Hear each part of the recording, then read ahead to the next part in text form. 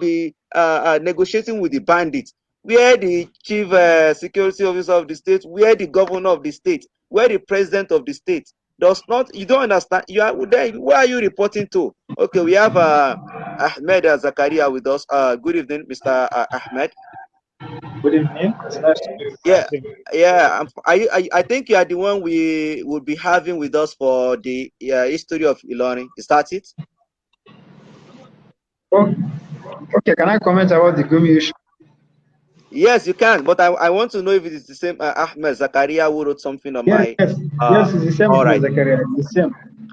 all right, very good. So I am adding you up now. So we would love to have you on the history of Ilorin. I think it's going to be a very interesting topic anyway.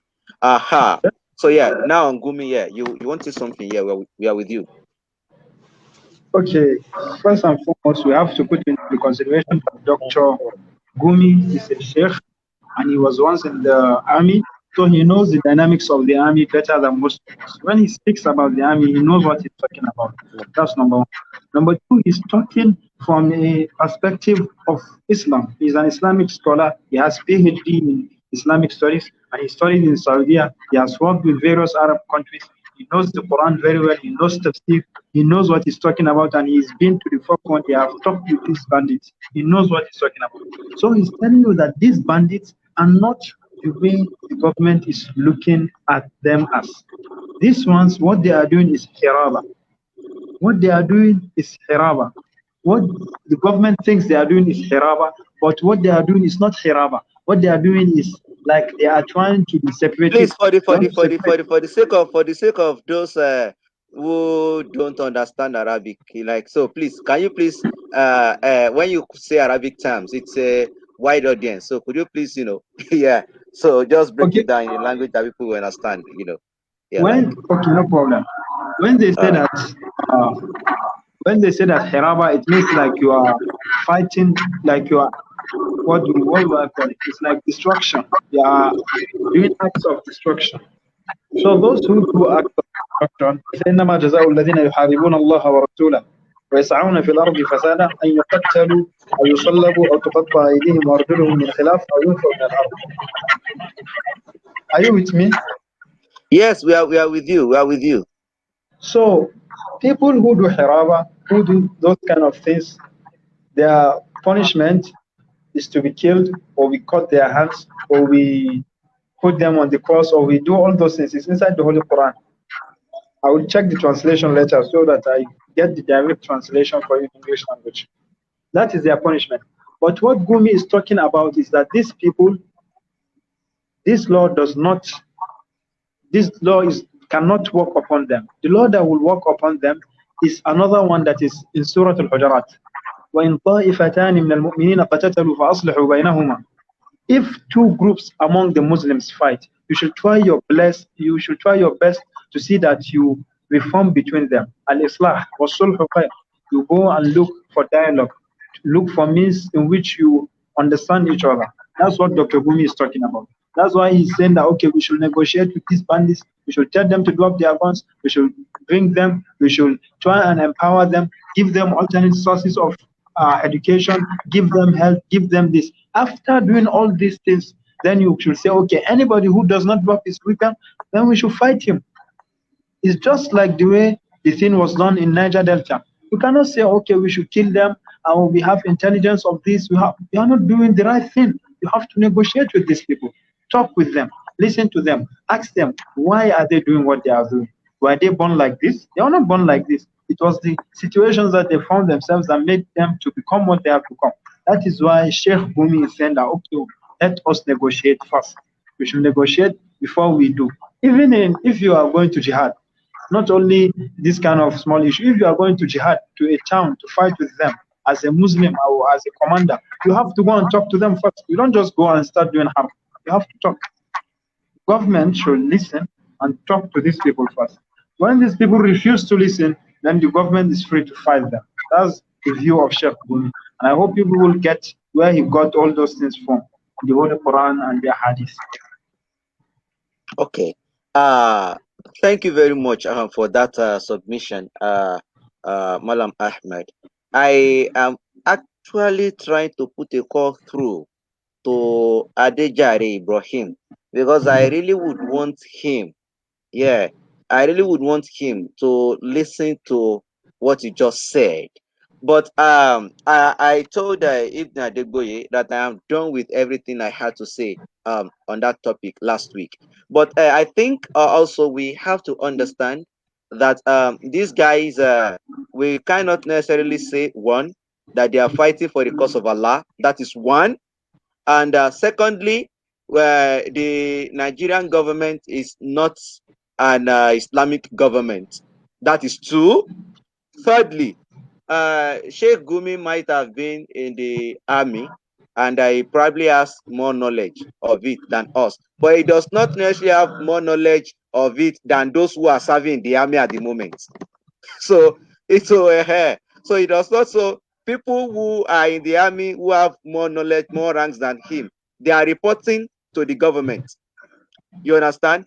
Both at the state and the federal level. So we are not necessarily here. So if the government does not agree with him, either the federal government or the state government, we cannot accuse them or we cannot allege them of not having knowledge of or any military knowledge. I think we have to understand that. So so the idea that Muslims, Allah says, or something, something, something, yeah, as much as it might be relevant, the government is not an Islamic government. Yeah, I think we have to get that right. And these guys, they are not saying they are jihadists. And then you made mention of the. I am not necessarily disagreeing with you. You understand? So I just want to say things that will probably lead us to some certain form of thought. So we look at the situation from a holistic point of view. You understand? Okay, I'm listening. I'm following. Aha. So now I told Ibn Adegboye something. Now we have the likes of El Rufai. El Rufai does not agree with Sheikh Gumi. And I'm very sure that as the governor of Kaduna State, he would definitely want to protect his people. He would want safety for them. And where as much as Sheikh Gumi is a sheikh and is a sheikh, you know, I think I know many sheikhs who do not necessarily agree with Sheikh Gumi as well. That is one. So I don't want to think we even want to use this is being a sheikh as a standard here. That is one. It is his opinion, maybe what he understands from religion. And then secondly, the idea again that he has been in the military does not still qualify him to be much more knowledgeable when it comes to the military because there are several others who have more ranks than him that report to the government and do not agree with him. And then thirdly, when we talk of this negotiation, you know, you're like I said, it's not an Islamic state. So we have the United States anyway. Maybe they have used force, but maybe they have also negotiated with the likes of ISIS, with the likes of Al Qaeda, and then many of them also they are still there as well. So if we start to pay criminals. You understand? If we start to pay criminals, if we start to preach to criminals and they're telling criminals drop your weapons, and then so I think and many people have PhD in banditry. You understand? So I think many people have PhD in banditry. So anyone who is hungry, frustrated, and depressed can have their own share of the national cake by going to schools and kidnapping 10 students, take them to the forest, because of course the government is going to come after you with nice welcoming hands and say, oh well, come on, why are you doing that? And then someone is going to preach to you and then give you some money, and then you are going to be back in society. And then so the next person who is also suffering and dealing with the situation will also pick up arms as well. And then so I think maybe banditry is going to be the business of the 21st century. Oh, we lost Ahmed Zakaria. So, Ibn Adegboye, you might want to help him respond to that while we wait And for him. I am sure he's going to be back. yes, interestingly, you have really every time you always make your point, and I think I already know where you belong to on this issue. Uh, No, the, no, I don't agree with the, the sheikh, of course.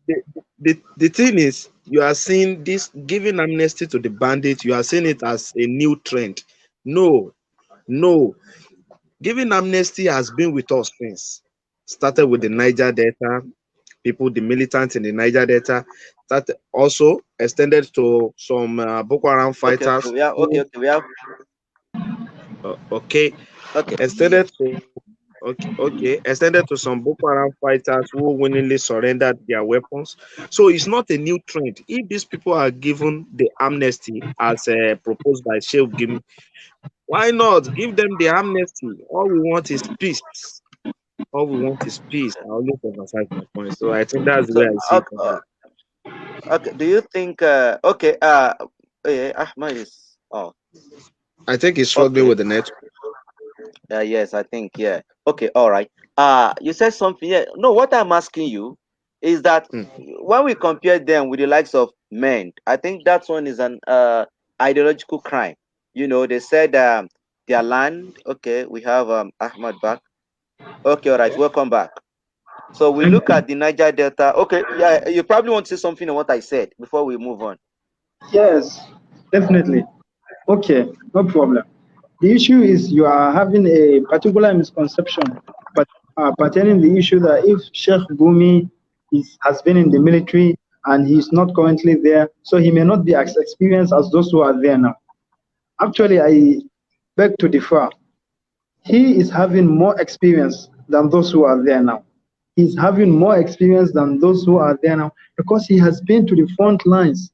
This is a man that single-handedly, without the support of the government, went into the bush to go and meet these people, and he spoke with them, he talked with them, he listened to them, he told them that, okay, this is what we are facing, this is what is happening. They told him that, okay, we are not the ones that stole these women, but we know those who are the ones that are responsible for kidnapping these people, and we are going to talk to them and they will release them. When the travelers of Niger also were taken, he went and talked. What I want us to understand, number one, as Muslims before being Nigerians, is that this issue is No, no, no, no, no. multifaceted. Hello, hello. Mr. Ahmad. Mr. Okay? Ahmad, sorry, this is not Yes. an Islamic gathering. Well, yeah, it's by chance. We are all, I think we all here are yeah, Muslims. I invited some Christians here as well. Their It doesn't network is matter. not just good. So no, no, I know. It Please, doesn't. you can speak. You can speak for yourself as Muslims. Don't speak for us as Muslims. You understand? Okay, no problem. So Me yeah, exactly. personally, number Yeah, one, thank you. as a Muslim, number one, personally, as a Muslim, I believe that, okay, these people, they may not, what they are doing does not represent Islam. But my religion Sure. teaches me that, first of all, when you are dealing with people as such, these are the steps that you take. It's not out of fear or out of this. We do this because we want to be nearer to Allah by doing this. It's not that, okay, oh, we are doing this because we don't want to kill them. They are our brother. No, we are doing this because this is what Allah said that we should do. This is it. He said that, okay, if two Muslims are fighting and they are having a misunderstanding, first of all, we should talk. Sorry, hold on. Number Sorry, one, sorry. Hold on, Mr. Ahmad. You said if two Muslims are fighting, please, who are the two Muslims in this situation? okay? First of all, when No, who are, yeah, most of who are the two Muslims? the bandits, The the bandits and bandits, who? The the bandits are the bandits, Muslims and who? okay, the bandits are the Muslims, and we, now like Sheikh Gumi is a Muslim, Abi? No, they are we have so many Christians in Nigeria. They are not just kidnapping only Muslims anyway. So if two Calm Muslims, down. no, hold on, please. You said We if are two not Muslims are in fighting. We want disagreement, to understand each other. so we have, hello, no, We want to hold on, understand please. each other. Can you Of listen? course, Let me finish the idea so that before Look you at reply, let him make a point. all right, no problem. let Straight me finish with the you. point. I Good. don't like interruption. I didn't interrupt you before. That's why I just kept Because quiet. no, I don't want to forget that point, but you can go on. Okay. So you see, they say, وَإِن طَائِفَتَانِ مِنَ الْمُؤْمِنِينَ قَتَتَلُوا. If two groups of Muslims, they fight or they get a problem, فَأَصْلِحُوا بَيْنَهُمَا. The first thing you should do is that you should try and mend them together. You should try and say, okay, let's come, let's talk. You are having a misconception that, okay, we are not an Islamic state, we should not do this because we are not an Islamic state. Who said that? It's not necessarily you must be an Islamic state before you practice Islam. Islam is a concept of justice. It's a concept of justice, concept of giving chance to others, concept of making sure that there is social justice, accountability. All those things are synonymous to Islam.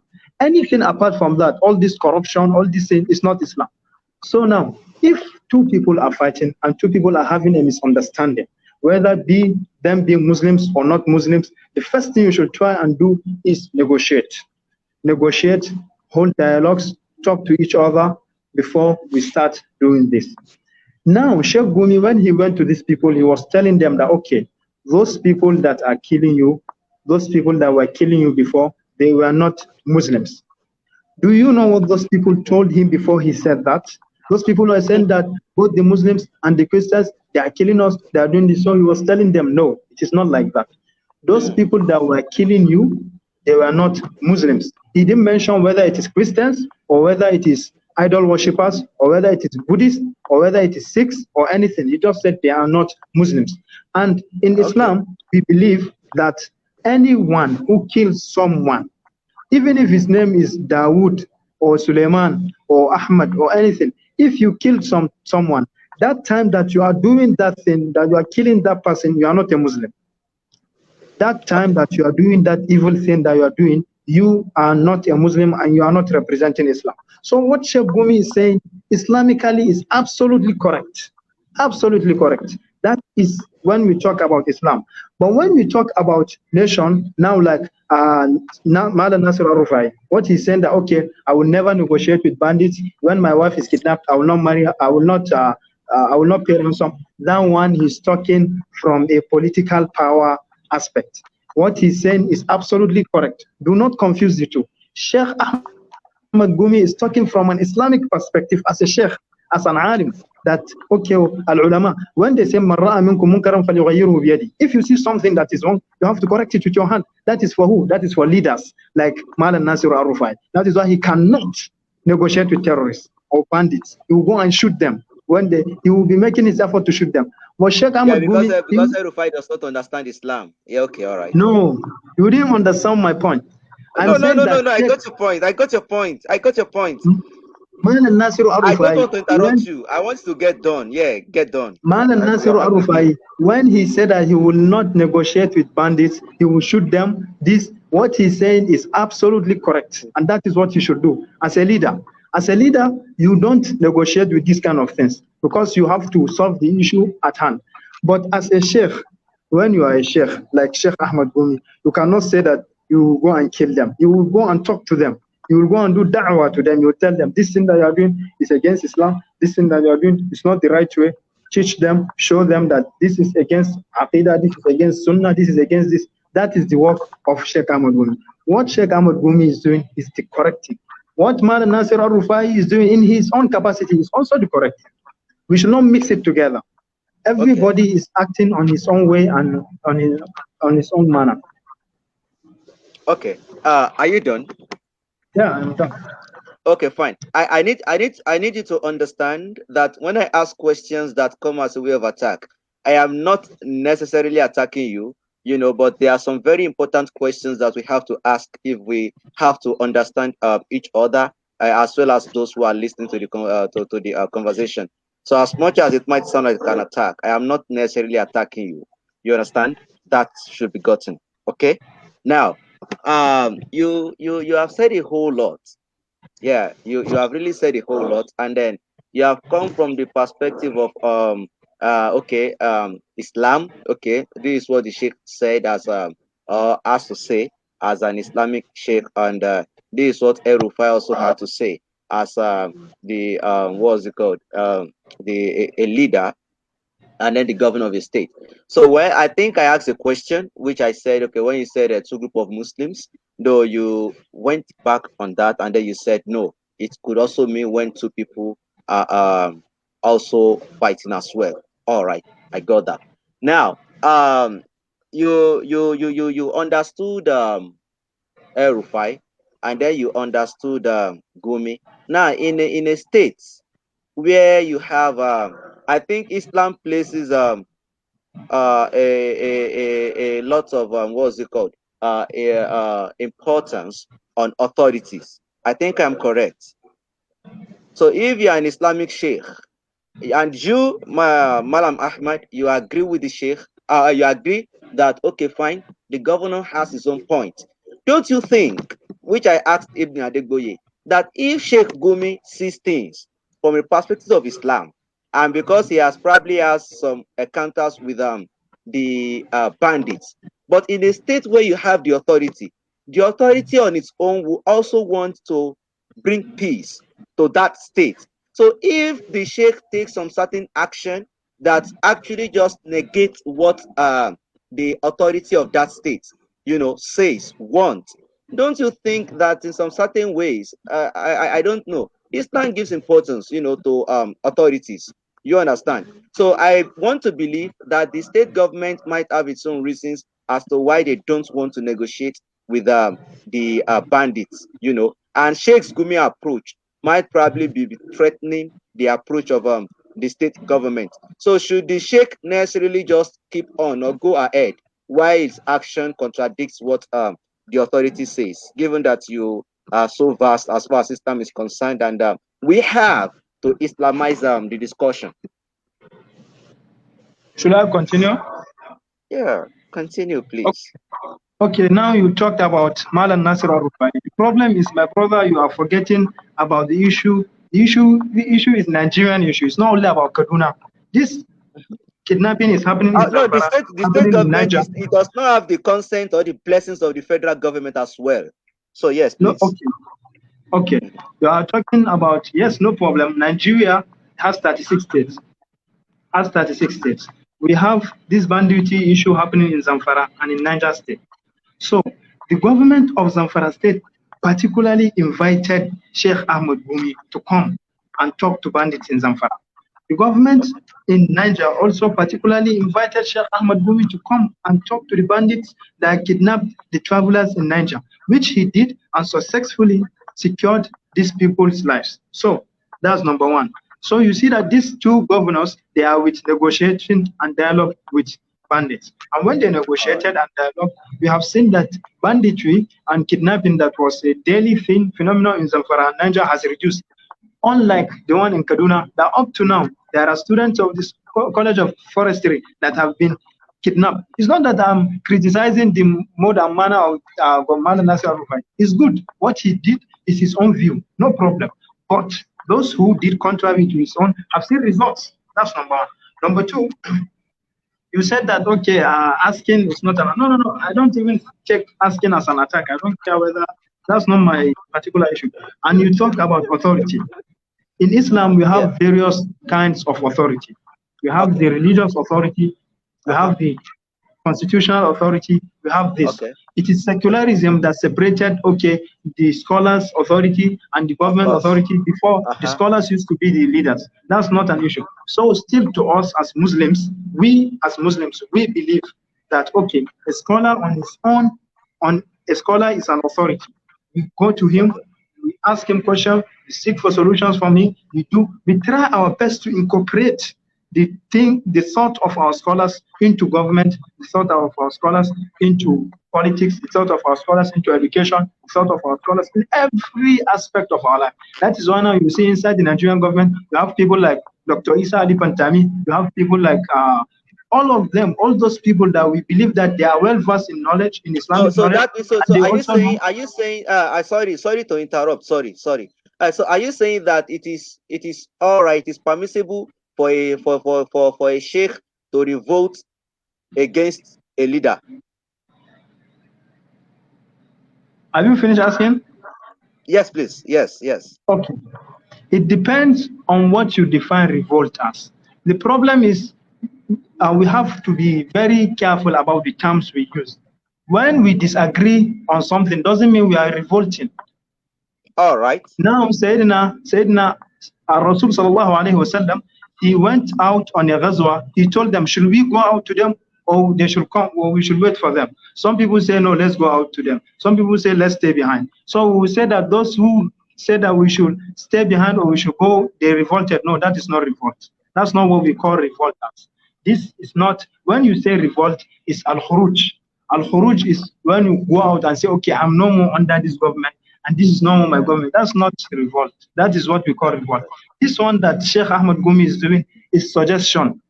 It's shura. Wa amruhum shura bainahum. And their matter is shura. They used to go and inform them. They say, okay, me, I see this. Like Umar and Abu Bakr. Abu Bakr, Umar will tell Abu Bakr, okay, Sayyidina Abu Bakr, I think that this Quran, we have to gather it in one place, because if you don't gather it, those who memorize the Holy Quran will die, and there will be no one who knows the Holy Quran, this and that. Abu Bakr said, this is bid'ah. I will not do something that the Prophet did not do. This is the example. This is the example of it. Now, Sheikh Ahmed Gumi went to President Obasanjo so that he discussed this issue with him, because most of the people are viewing him as a PDP member, so they don't want to take his issue. But this kind of issue transcends political parties. It's bigger than political parties. This kind of issue is a nation. We are talking about security of the nation from an Islamic perspective. I know many people are trying to disagree with Sheikh Ahmed Gumi because he's a sheikh. They say, okay, the sheikh, you should not interfere in this. But this kind of things, actually, it is sheikhs that can solve it. This kind of thing, it is ulama that can solve it, because they have seen it with an eye that you cannot see. This thing is not it's not only Nigeria that is having this kind of thing. The issue is, it's not only Nigeria. It's just that this is the first time that we're experiencing this kind of thing. This kind of thing has been in existence in Chad. It has been in existence in Niger. It has been in existence in Libya. All those people have faced such kind of challenges before us, and they solve it in a very wise manner. Not that you just go and send no-fly zone and bomb. No, that will not solve it. We have to negotiate first and isolate the good ones and from the bad ones, so that we know how to destroy them easily. And we can even get from the good ones who will show us the place of the bad ones, so that we know who really our enemy is. But if we gather everybody and say all of them are enemies, and we go and we are killing them, and we are not going to solve the issue. Okay. Hello. I hope you understand. Yes. I do. I'm with you. So that's my point. You have said a whole lot, and then you have made a whole lot of points. I would have loved Adeboye Ibrahim to be here, and it's quite unfortunate that the network is messing up. I think he would have. Okay. Hold on. Okay, I'm seeing something. All right. Okay. So you have really said a whole lot, and whatever I have at this point will just be questions, so that we understand this better. As far as our conversation has been concerned so far, from the first time and then now, I think I saw things from another perspective on my own end. But as much as I understand, I still want to believe, if I have any disagreement, the disagreement I would have is that I am quite sure that there are some things that the government handles in a certain way that the civilians, might not know or have an idea of. And probably sometimes we say, okay, why don't the government do this? Why do they not do that? They probably have reasons. And this reason, Ibn Adeboye has thought that as far as El-Rufai is concerned, it has to do with ego, which I naturally do not think it is. And I also want to think that when the government of a state, like the federal government, for example, the federal government does not necessarily support Gumi's approach. And I think there needs to be order. You understand? Yeah, I personally think there needs to be order. If the sheikh is not reporting to the government, not necessarily reporting by telling the government, like the government did not send you, and at this point they are still not supporting, I want to think that the government think the sheikh's approach is a threat to their own approach. And I don't want to necessarily speak on antecedent and some of Sheikh Gumi's political opinion and statements, So I think that would be my own disagreement, but I understand everything you have said so far.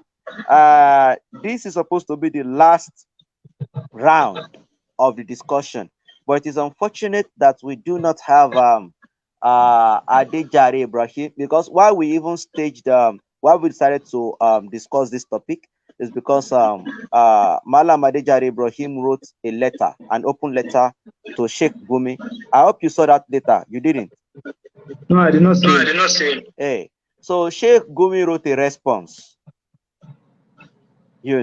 Yeah, Sheikh Gumi wrote a response to that, and then we were like, okay, fine.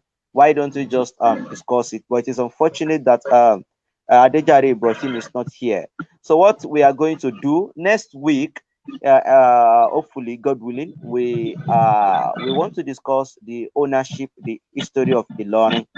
But what I'm going to do is I am going to discuss with the others at the Osun Open Space Discourse.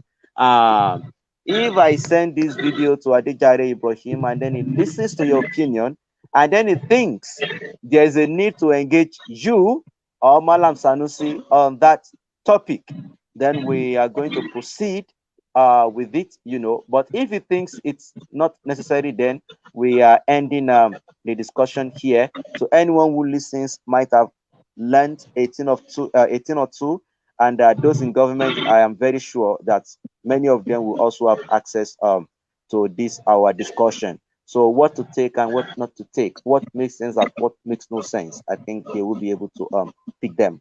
So thank you very much for your contribution, and we would be willing to have you for the next round of the discussion that has to do with either the history of Ilorin or if Adejare Ibrahim and one or two other people think that yeah they need to engage you or Malam Sanusi on the topic.